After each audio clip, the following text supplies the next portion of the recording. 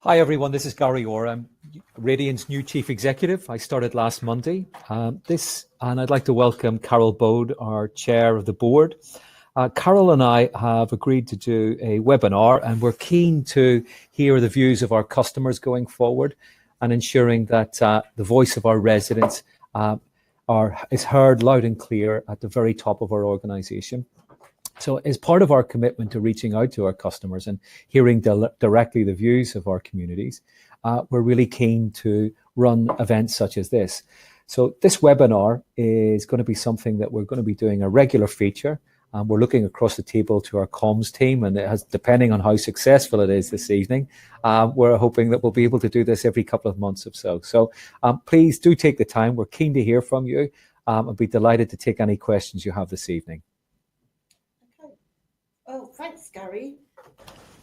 Thanks, Gary. I can just say I'm delighted to actually be part of this webinar, and I think it's a fantastic thing we want to do. But of course, it's only going to work if actually we get the questions in. I think what I'd first like to do is welcome Gary. Gary's been with us for just over a week now as our new Chief Executive, and very much is wanting to engage with the key aims, all the things that he's mentioned in the introduction. I think together, resident voice, customer voice is absolutely at the top of our agenda. And therefore, we are prepared to enter into discussions, conversations, ask your questions through these sort of events, but also a whole range of other things we do. So, we get lots of data already. We get lots of information. A lot of it is very good. A lot of it is we're pleased at, but we really want to hear actually what would help us improve things for you even more, because that's what we're here for. We're here for all of our residents, all of our customers. So let's see where this goes then.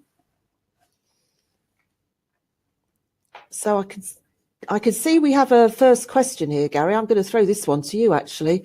So we've got a question come in here in terms of how do you measure the value for money of your contracts? For example, cleaning, out of hours, emergency repair cover, etc. Well, I think the first thing to say is that value for money is a very important. Some feedback. Yes, can you hear me? Yeah. Okay. Keep going. So what I would say is that from a value for money is a very, very important part of our organization. Each year we publish a value for money statement, which you can find on our website. And it's quite a thorough document, and it sets out where we feel we can achieve greater value for money on behalf of our customers and on behalf of the organization.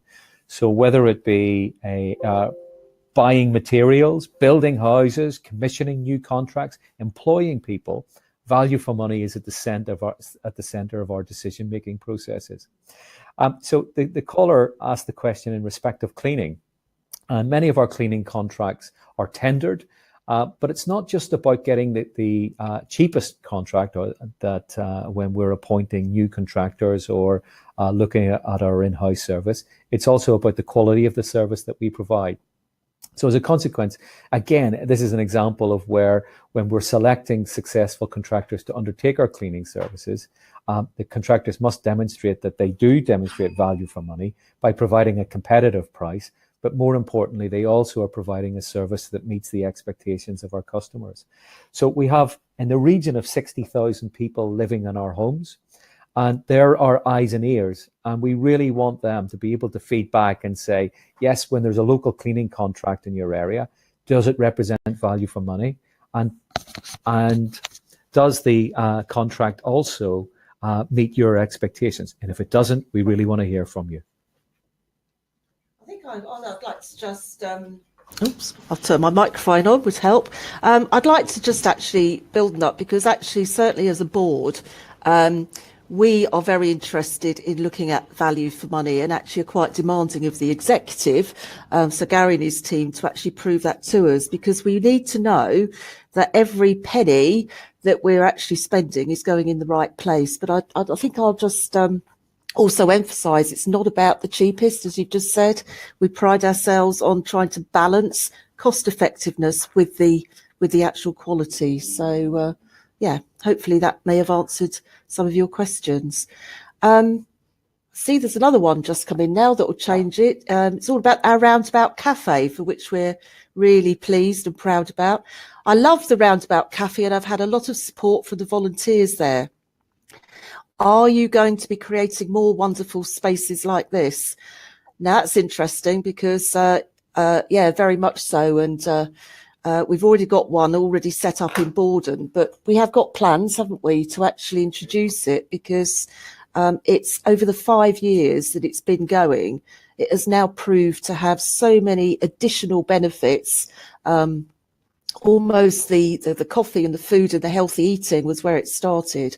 But I think, should we talk a bit about some of the additional social benefits, and everything? First impressions, Gary? Absolutely. By absolute coincidence, I visited the Roundhouse Cafe just yesterday afternoon, and it was a real privilege to be able to meet local residents and talk to them about the benefits of having a focal point in which people can gather together. But you're right, Carol, it's so much more than a cafe. It does so many different things. It brings people together. It deals with social isolation. You know, some of the stories I was hearing yesterday about offering people local employment, a place where young people can meet and interact with each other. It's intergenerational in nature. So it really is a community hub. And I was so struck by the positive stories that were shared with me yesterday, at the fact that the cafe itself just happens to be a place where people meet, and great ideas there from which then occur. And the examples were so many. In fact, we've just published a report that you'll be familiar with, Carol, which is about our commitment to community investment, where Radian sets aside a significant sum of money each year, which identifies projects within our communities where we feel we can invest and make a real difference. Those range, as you know, from getting people back into employment, training and education, helping people with their health and well-being, encouraging young people into positive directions. So I know this is something that's particularly passion for the board here at Radian. And I have to say, it was one of the reasons that I was attracted to the role of the chief exec here, because the organization was so committed to ensuring that not only do we provide great affordable houses and value for money, but also we make our communities places where people are really proud of and they can thrive. But I know that this is something you feel very personally strong about. Yeah, I do. And I think because I work across this sector, but also health and the voluntary sector, I think the importance of building good, sustainable communities. We can't forget that actually it's made up of lots of different people who are accessing health, who are accessing our services. And I think at Borden, we've got something going now where we're actually together working a lot more closely with health and also the community sector to make the offer even better than it would be if we were just doing this on our own. So I'm really excited about this agenda. And the enthusiasm just oozes out, doesn't it, whenever you visit these type of things. So, yeah. And actually, as we're talking directly to our customers,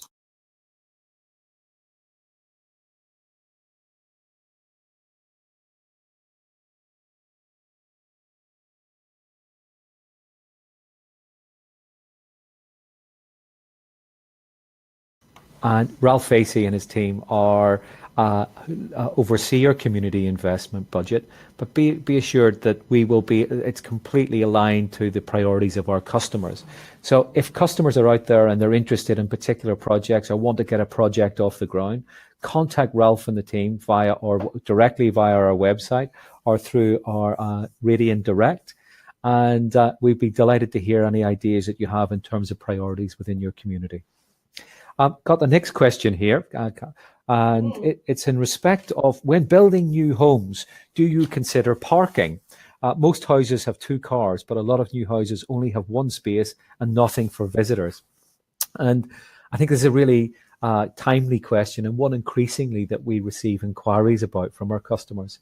Often the issue around parking and constraints around parking manifest themselves in urban areas, particularly in high density areas where land is at a premium. and there is a trade-off between, do we want as many homes as possible within that area at the expense of providing car parking spaces? And as a consequence, we find ourselves often going through the planning system, where the planning departments, when working up designs and determining what particular houses will provide, dictate the extent to which parking will be provided in the area. Our objective is always to try and accommodate the need for vehicles, but often we have to, particularly in high density urban areas, there is a trade-off where the value of the land and also the just sheer demand for housing, we would prefer to house someone than provide another car parking space.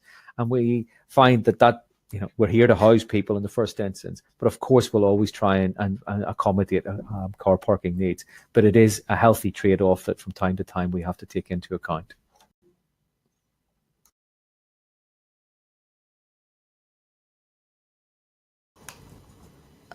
It's interesting actually, because I from time to time will obviously go out with some of our housing officers and neighbourhood officers and what have you, and parking always actually is normally one of the things that actually comes up.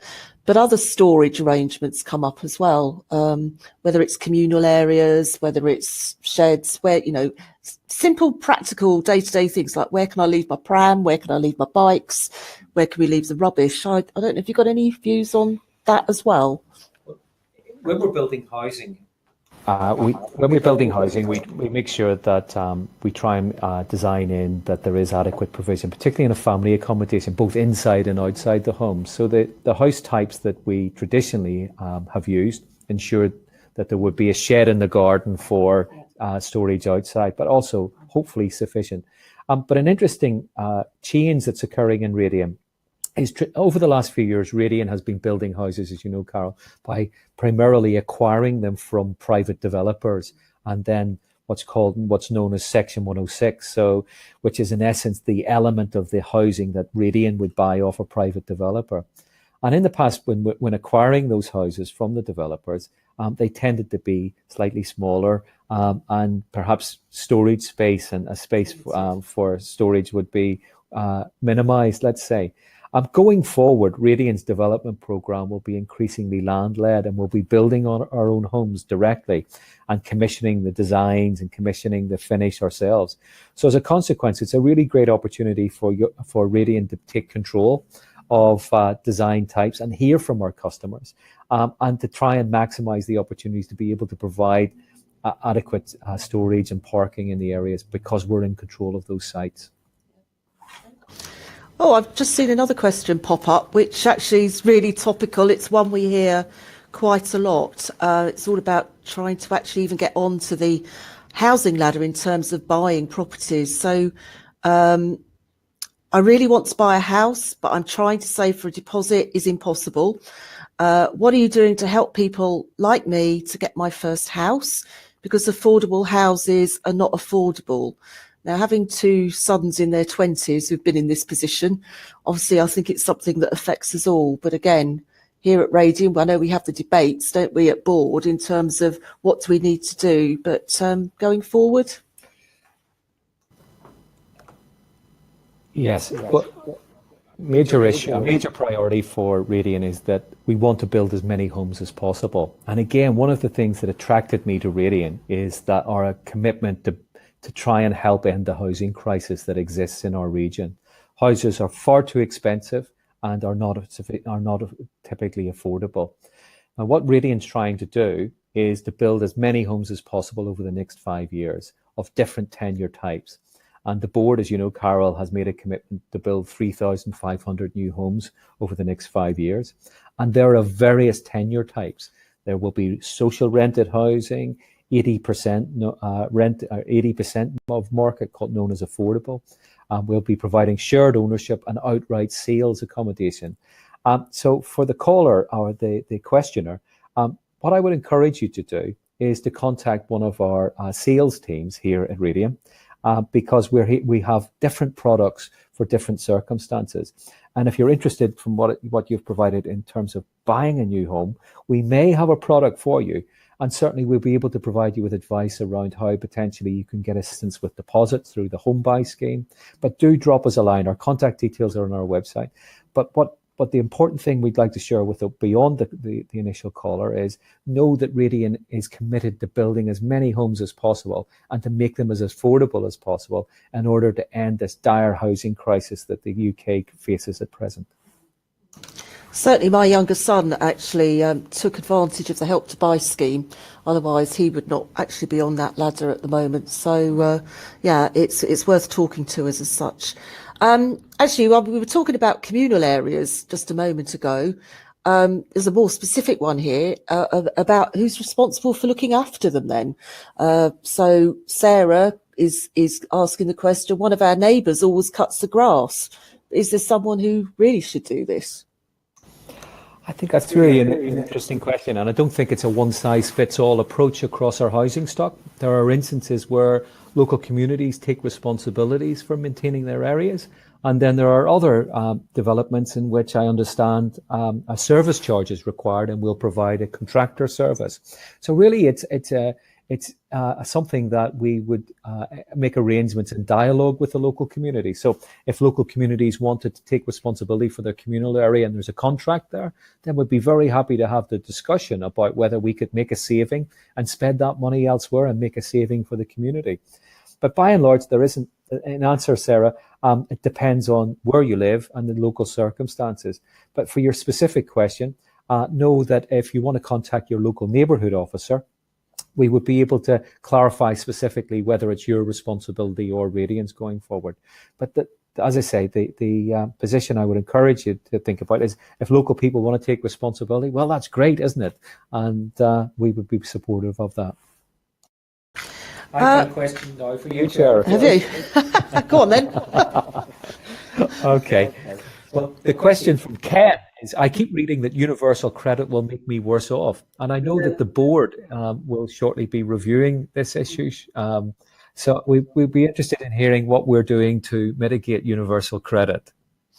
Yeah, it's actually been on our radar for the last 2-3 years as it's gradually rolled out. I can't now remember off the top of my head which area it first rolled out for here down in Hampshire, but certainly it's one of those things that through some of the help, through some of the support, either through some of our financial planning officers, neighbourhood officers, we are very aware that for many of our residents, the impact of introducing universal credit could potentially have a challenging effect, let's put it like that. So actually the sort of stuff we're doing is reaching out and saying we are prepared to actually give advice, we're prepared to help individuals because everybody's situation is different.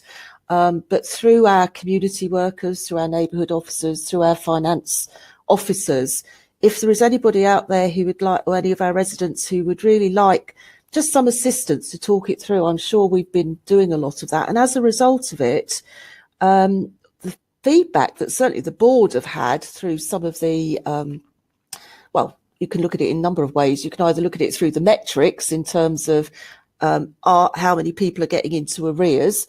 You can look at it in a whole wealth of things, but it seems to be well received and it seems to be helpful. The bigger question about universal credit, will it make me worse off? All we can really do is advise and help and give support. Meanwhile, like many other people, trying to influence, trying to lobby local politicians, the governments in whatever, in terms of actually really making sure that the impact of the reforms that are being brought in are really understood, is also where I know we've been putting quite a lot of attention. So there's two things really for our individual residents who are affected. I'm confident that that help and that support is there. If you would like to get hold of some, again, speak to your neighbourhood officer, speak to your housing officer. we've talked about the Roundabout Cafe, for instance, recently. I know, for instance, we'll have done some sessions there as well. So talk to us about help on a personal basis, and then please be sure that we're trying to lobby, influence, based on actually the evidence we've got from our communities, how it is impacting for the people we care about the most. And one thing that Carol won't be aware of, yet, but as an executive team, we're preparing some evidence for the board in terms of the impact of universal credit. And the next board meeting at the end of this month, the board will be presented with a video. We've specifically targeted customers that have transferred onto universal credit. And what we want to be able to do is demonstrate and hear the real life stories of how it's affecting our customers and how Radian has responded by providing the services that Carol has talked about. But I would echo the point that if there are any particular residents that are facing difficult times as a result of transferring onto universal credit, please contact our incomes team, and we'd be very happy to help and signpost you where we can in terms of making the experience as positive as possible. And I think those real life stories are really important, actually, for not only as a board for us to hear and for us to think about actually at Radian, but actually there's nothing as powerful when you're trying to lobby and influence external people in terms of actually hearing the voice and actually hearing the direct impact of actually what's going on. Very topical, because it's obviously highly in the press well, it's been in the media for some time, but it's gathering pace. So important. Right. H asks, have you visited any housing developments yet? Oh, hi, H.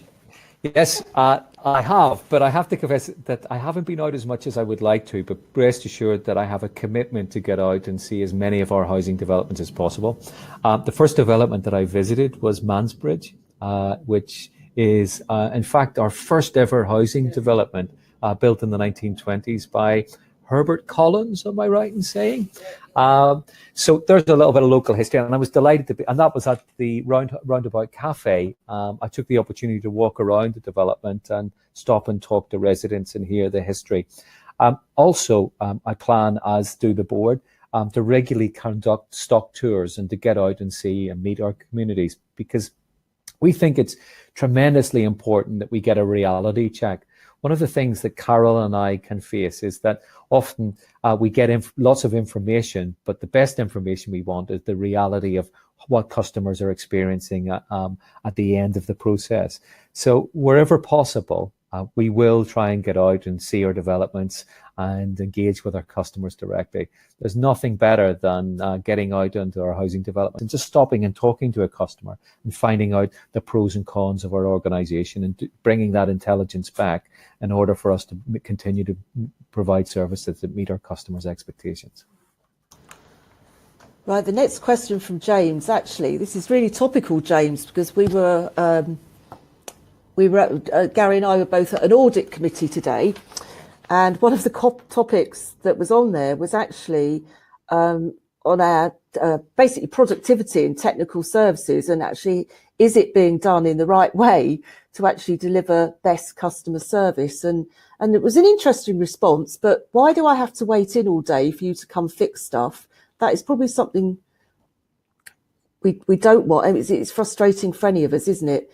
You know, I think we're all used to, I'm used to ASDA give me a time slot so I don't have to wait in all day. That is the way forward. In terms of actually how we're trying to align that, that's what we were hearing about today, wasn't it? In terms of 3 shades of green. That's right.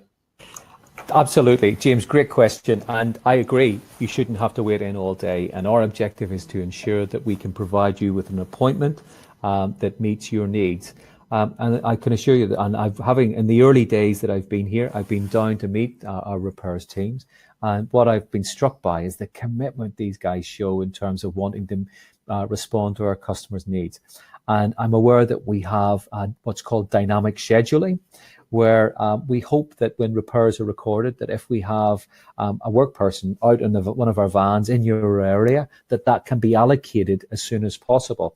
So we don't want you being stuck in your house all day. What we do want is to be able to provide an appointment that's convenient to you and convenient to Radian.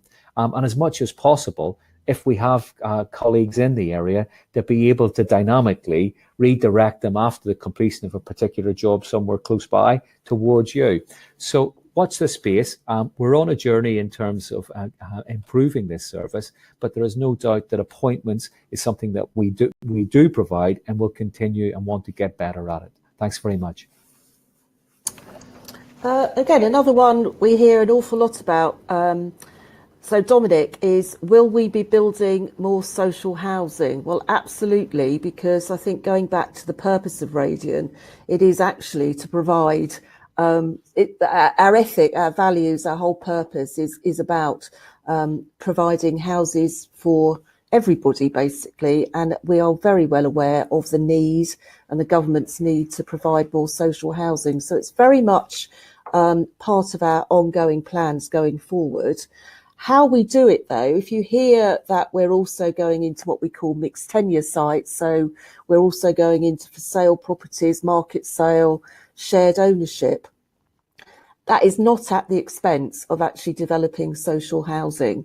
In order to pay for social housing and build more social housing, we have had to, like many others, look at ways and means of actually creating the money to do that, basically. Do you want to carry on with that? Other than to say to Dominic, please be assured that at the centre of our business is the commitment to build as many social and affordable homes as possible. And we recognise that there is such a demand for housing across our area.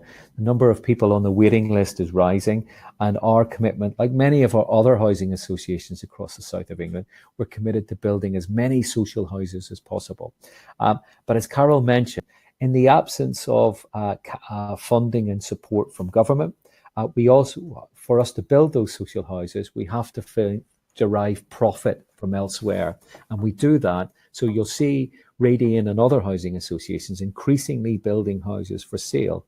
But the difference is that we use those profits to be able to fund the building of social housing.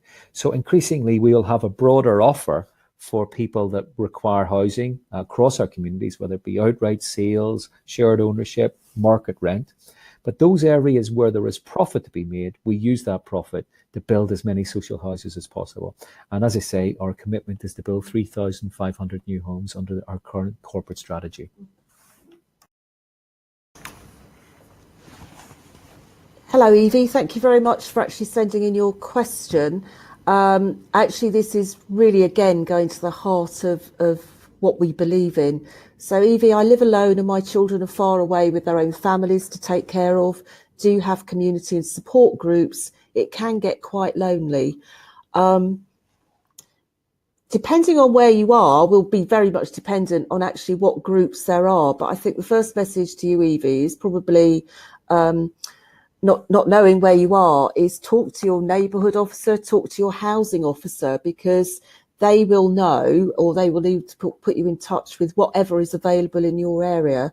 It is something we're passionate about because absolutely we understand that for a whole variety of reasons, it can get very lonely, and social isolation leads to lots of other things. And it's something we really want to help and support our residents with. And it's something that is on our agenda. So in some areas, we've got some very lively examples of community and support groups. In other areas, we can actually direct people to perhaps some of the voluntary and community sector that also have those groups. But it'll be very much dependent on where you are.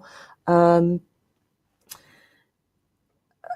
it's actually something too that I think our housing officers and neighbourhood officers will also pick up in just their interactions with you as well. Absolutely, Evie. If you're interested, we can be able to determine whether there is a local residents group or residents association in your area. So again, if tomorrow or this evening you want to drop a line to our neighbourhood team, I'm sure a member of the neighbourhood team would be happy to drop you an email back or to give you a call tomorrow and provide you with any details of whether we have a particular local residents group in your area.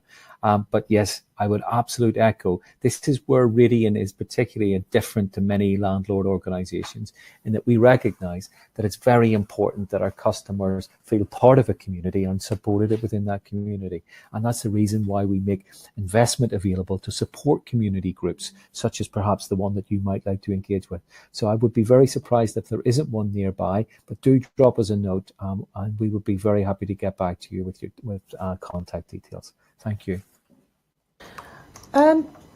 Again, in a way, this next question from Vanessa is sort of linked to our view in terms of building communities. So Vanessa's question is, there was a story in the news yesterday about housing developments that aren't being built close to shops or schools. So how do we plan basically to keep our residents from having to drive everywhere? I suppose there's two issues there in terms of how involved do we get in the early days in terms of these developments that are being built and the local infrastructure, because there's a huge link, isn't there, between the two? And then what else do we do to enable our residents, I suppose? Yeah, it's a difficult one insofar as in terms of where housing is built, tends to be driven by land supply and planning opportunities that arise. And I don't know, Vanessa, whether you live in a rural area or at the outskirts of a town, but you're absolutely right. When housing development is being brought forward and new opportunities are being considered, we have to take into account local infrastructure. And unfortunately, we are seeing increasingly local public transport and other services being cut back. But I would assure you that when we do look at new development opportunities, we work on the basis of whether people can successfully live in that community, can access services. What you will see, as I mentioned earlier, is that Radian will increasingly be buying land and then building homes.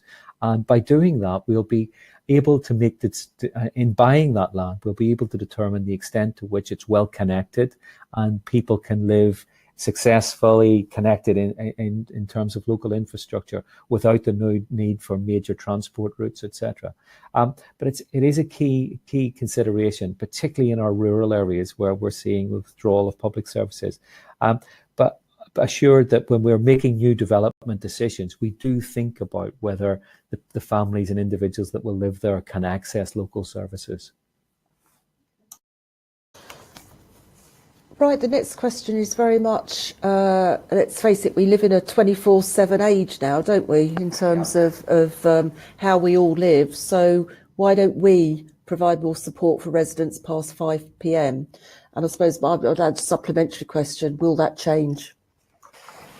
Great question, Amir. And the answer is absolutely recognise that we now live in a 24/7 world. And one of the priorities that I have accepted, set by the Radian board, is that we create a much more accessible service that isn't 9 to 5. And a major project that is underway here at the organisation is the development of an online service called Radian's My Radian.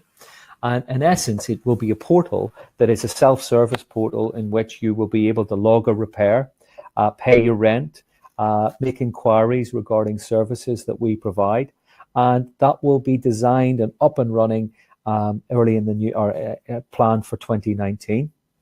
Sorry, I have to do a health warning on that. The project's working, but it will be in place by 2019.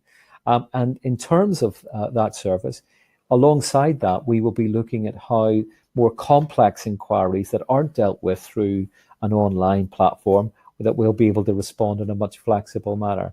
So here at Radian, we believe that if you can bank online or you can order a pizza online, well, why can't you engage with Radian online? So our organisation is hugely committed to ensuring that we create services that extend far beyond 5 p.m, that are accessible around the lifestyles that you live. Because actually, we were hearing today at our board, over 50% of our customers are out working every day at the same working patterns that we provide.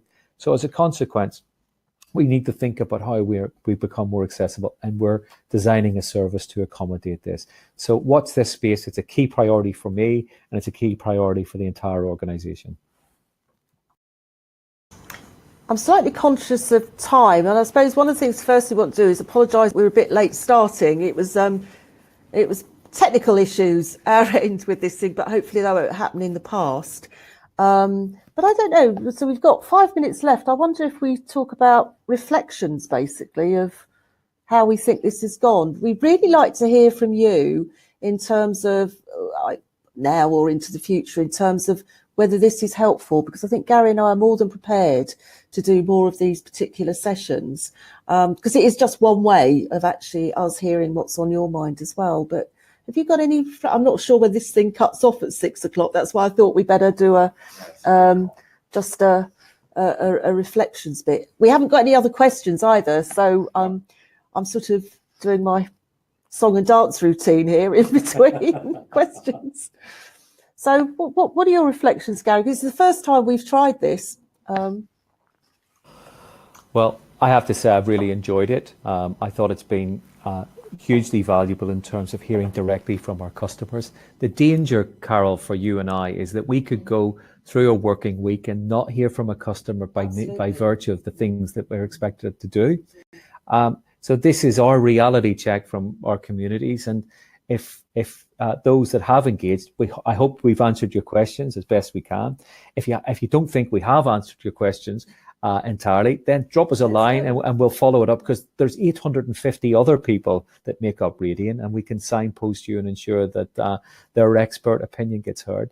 But for me, this is about demonstrating our authenticity and our commitment to listening to our customers directly and being a transparent and open organisation. So I'll absolutely do it again if our residents want us to do it again. So yeah, I really welcome the feedback over the week, the days and weeks ahead. And for me too, it's been really, really useful. You know, as a chair, once a week maybe I'm in the organisation. And one of the conversations that Gary and I've had for a long time now, even before he started, is how can I be sure as the chair of the board that actually what we're deciding and our decisions we're taking actively have taken into consideration residents' views. And we have lots of mechanisms, we've got lots of meetings go on, but there's nothing quite like it for me in terms of actually hearing it direct. Similarly in health, to hear a patient story is absolutely what actually grounds the board. So I'd like to thank everybody who's sent in a question. If it's worked for you, let us know. If we can improve it, let us know. And if you think it's worth carrying on, then share it with some of your neighbours or share it with some of your network as well, because we'd love to obviously see this develop into the future. And I think these headphones suit me. Yeah, I feel like an aircraft pilot. I was thinking more Mickey Mouse. Well, me. Thank you. In the head. Okay. Well, that's been a great evening. Thanks very much. That was the quickest hour of a working day. Yeah, it was. Thanks. Thank all. you. Carry Thank on. you. Bye. Bye.